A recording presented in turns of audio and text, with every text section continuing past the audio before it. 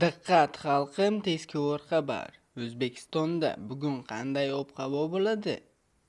Toshkent shahrida havo biroz bulutli bo'ladi, yog'ingarchilik kutilmaydi. Shamol sharqdan 3-8 metr sekund tezlikda esadi.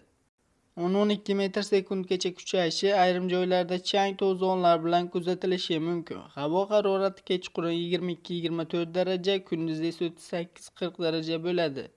Qoraqalpog'iston Respublikasi Xorazm viloyati havo biroz bulutli bo'ladi. Ba'zi joylarda o'zgaruvchan bo'ladi, yog'ingarchilik kutilmaydi. Shamol sharqdan 7-12 metr sekund tezlikda esadi. Ba'zi joylarda 13-18 metr sekundgacha kuchayishi, ayrim joylarda chang to'zonlar bilan kuzatilishi mumkin.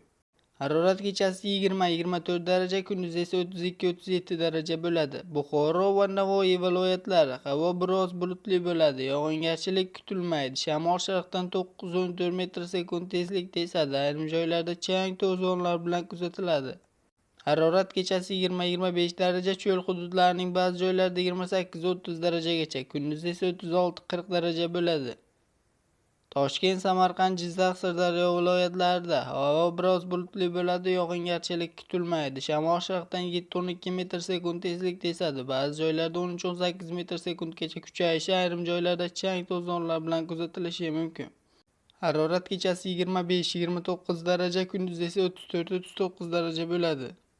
Qashqadaryo va Surxondaryo viloyatlari havo biroz bulutli bo'ladi, yog'ingarchilik kutilmaydi. Shamol sharqdan 7-12 metr sekund tezlikda esadi. Ba'zi joylarda 13-18 metr sekundgacha kuchayishi, ayrim joylarda chang to'zonlar bilan kuzatilishi mumkin.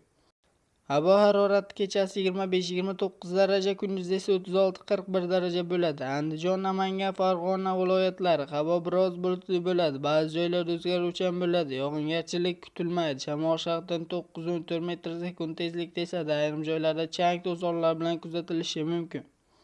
Havo harorati 20-24 daraja, kunduz esa 34-39 daraja bo'ladi. Eslatma, ayrim hududlarda shamol kuchayishi va chang to'zonlar bilan kuzatilishi mumkin. Salomatligingizni asrang. Sizga yetkazmoqchi bo'lgan xabarimiz shulardan iborat edi. O'zingiz va o'zgalar hayotiga befarq bo'lmang. Xayr, salomat bo'ling.